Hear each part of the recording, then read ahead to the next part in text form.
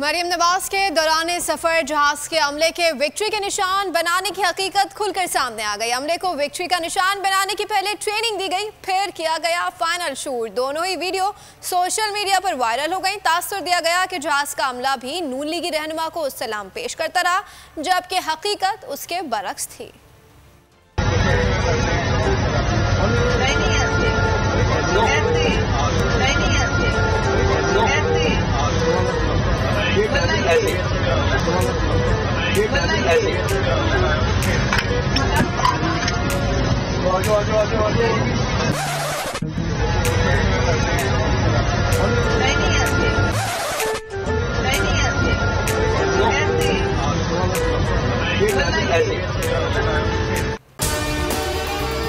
अगर आपको हमारी ये वीडियो पसंद आई है तो लाइक पर क्लिक कीजिए।